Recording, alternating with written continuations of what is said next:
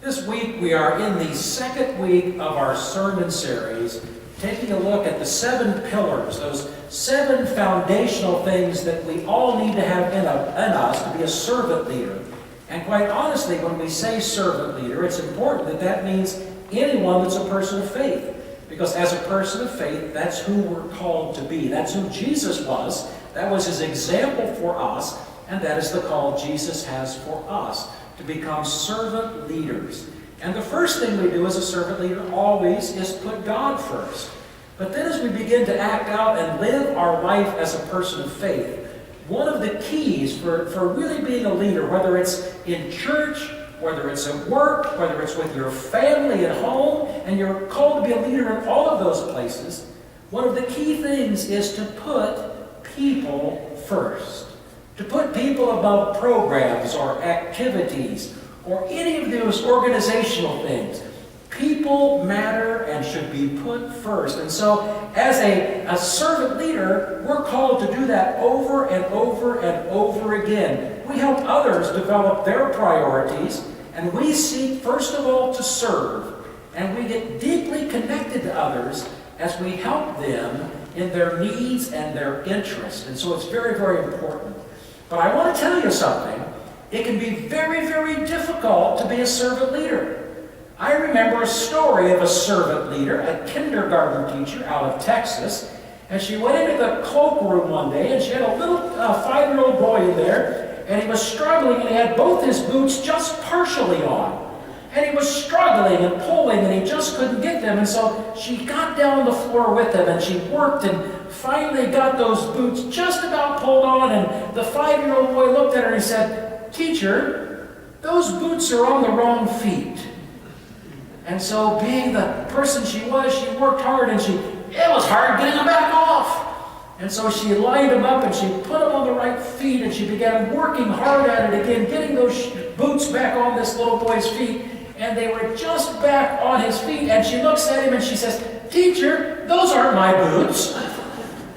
And so she sweats and she pulls and she finally gets them off again, and he looks at her and he said, "Yes, they're my brother's boots. My mother told me to wear them today." And so she got back down there and she worked and she pushed and she pulled, and she finally got the boots on, and she was sweating and hot, but she felt good about what she'd done. And she got up and got his coat for him and put on his coat and helped him with his coat. She said, "Well, it's a very cold day." She said, "Where are your mittens?" And he said, "Oh, I put them in the toes of the boots so I wouldn't lose them." Being a servant leader can be hard work, can't it? It can be difficult, and sometimes it's a real challenge for us, but it's so important because true leadership develops for us when our prime motivation is a desire to help others. That's our prime motivation. And then we discover something really great, and that is this, that doing good feels good, doesn't it? Have you noticed that before, haven't you? Now, would you do something good? Don't you feel good? I mean, more than just like, oh, that was a nice thing to do, but don't you feel like a warmth and a good feeling? Well, there's a scientist, Jorge Moll, who studied at the National Institute of Health. And he did a study, a brain study, on people who give, whether it's time or money or whatever they give. And it was amazing. They discovered that when they did give, it activated a certain part of their brain over and over again. And as he compared it to other studies, he discovered something very interesting, that this warm biological feeling we got from giving was in the same part of the brain that we felt good from sex. Isn't that amazing? I know you're not supposed to mention sex in church, but I've come up with a correlation. You know what it is? Doing good makes us feel sexy. So I'm counting on you. If you want to feel sexy, all you have to do is do more good, right? I mean, isn't that a great thought, a great thing to think about doing? The more good we do, the more we can share with others. And that's so very, very important. As we talk about today, the importance of putting people first, there are 3 foundational pieces that I believe go with this. There are 3 things that we need to do if we're going to be the kind of servant leader that puts people first. And the first of those is we need to display a servant's heart. You see, leadership is not an affair of the head and the brain. Leadership, servant leadership, is an affair of the heart. True servant leadership begins in our heart. I was looking, I thought of 50 stories I could tell, but the one I came across that I wanted to share with you, and that's just all I'm going to do, is share you a story that demonstrates what it's like to display a servant's heart. There was a physician, a general practice physician named Dr. James Sipe, who lived in a suburb of Minneapolis, St. Paul. And he was one of those that for years and years, long after others had stopped doing house calls, was still doing house calls. He really loved and cared for his patients. And each and every year, he would work with his nurse, and they would come up with a list of people that came to his practice who especially needed help at Christmas time. And each year, right before Christmas, Dr. Sipe would dress up as Santa Claus and fill a bag with goodies, and he would go to these homes and pass out gifts for the children.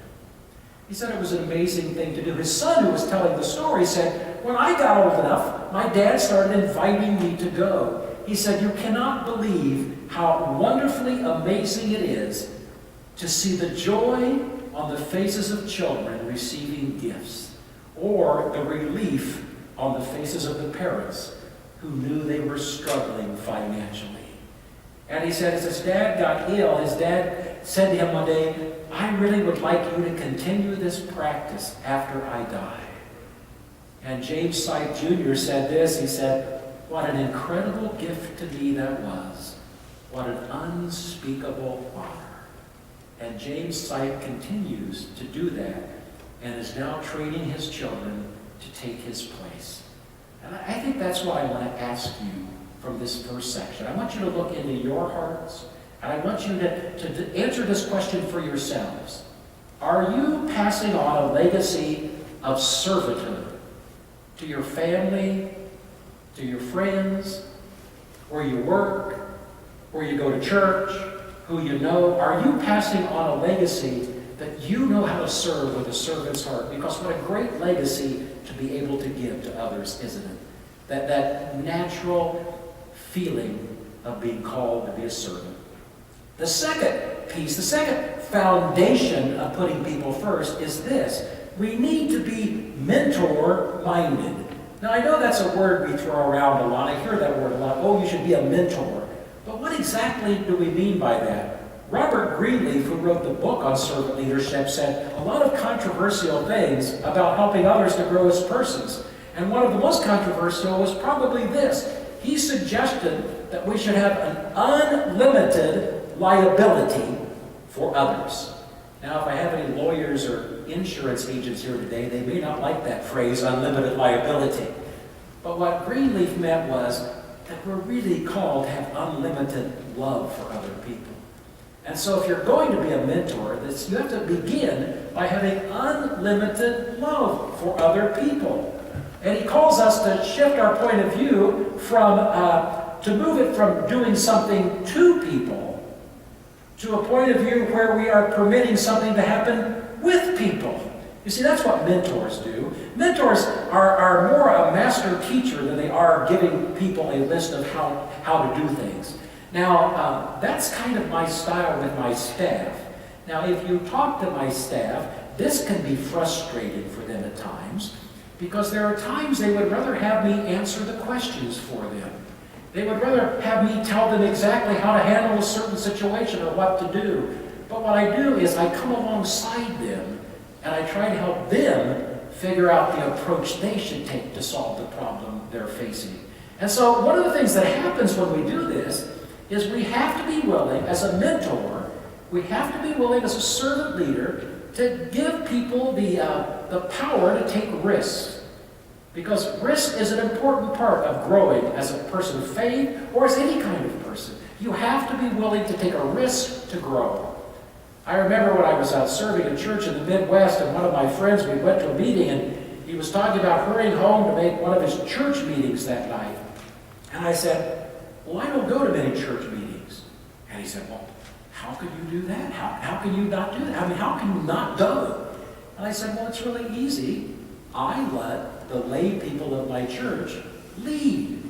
I take a risk that they're going to do okay. And he said, He said, well, what if they make mistakes? And I always say, well, I will be surprised if they don't.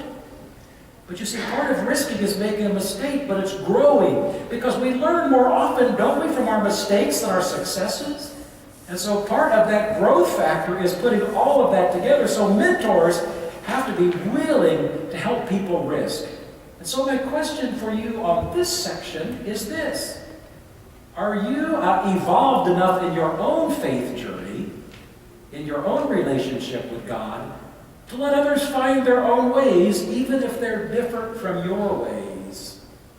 By the way, parents, might be a good suggestion for parents too.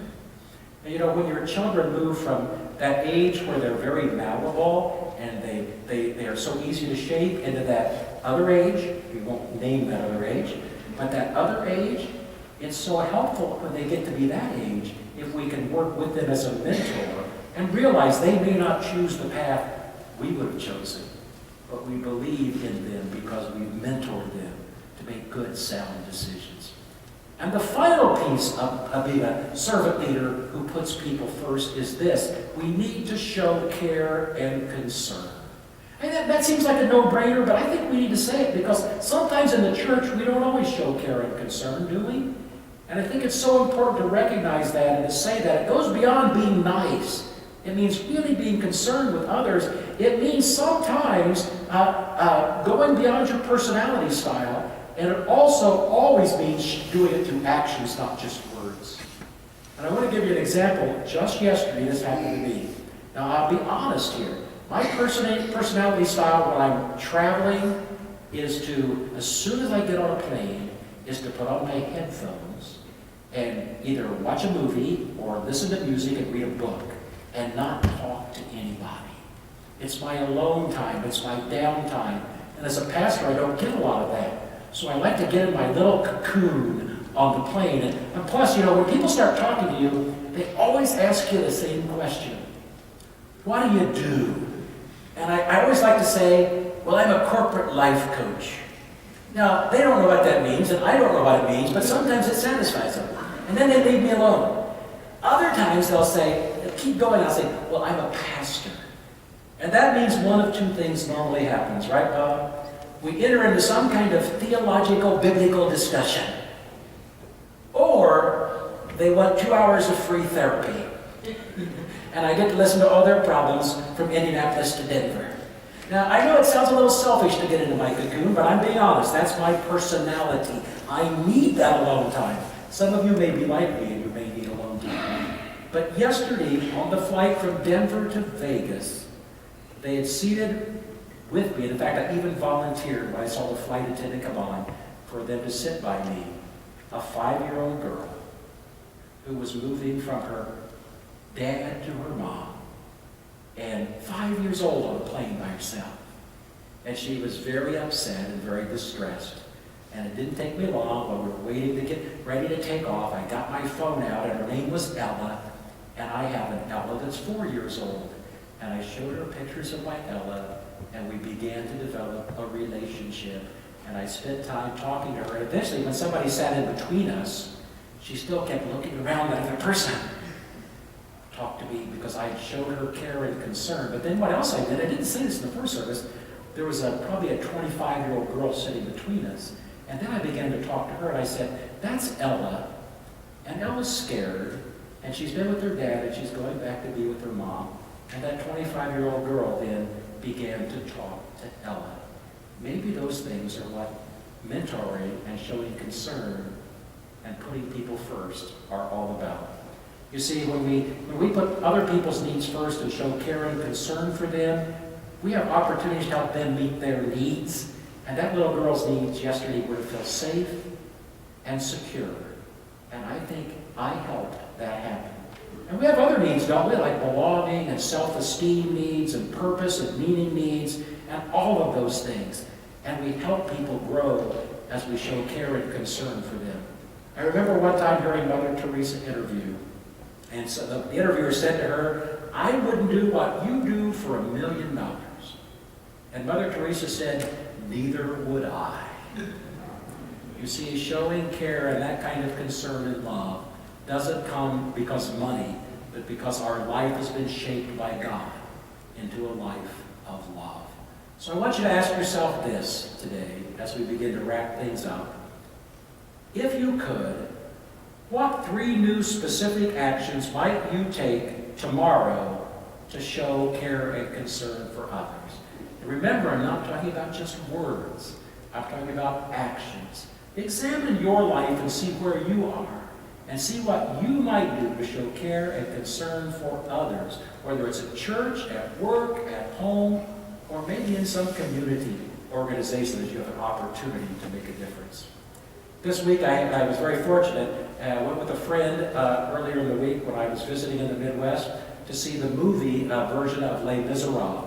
I really recommend that for you. I've read the book, gosh, when I was a freshman in high school, I think. And in the movie, it came out to me again that the lead character, Jean Valjean, is this character who's had this struggle with life, and he has an opportunity to change himself. And when he does, from that moment on, he becomes a servant leader. I watch that. He puts people first. He shows concern for them. He mentors them. He shows a servant's heart and spends the rest of his life being that kind of person for others. God is calling each of us to grow in our faith, to develop as a servant leader, to be the kind of person that puts people first. As we receive communion today, examine your heart and just ask God, what would you have me do to become the kind of leader and person of faith you're calling me to become? And thanks be to God for the opportunity.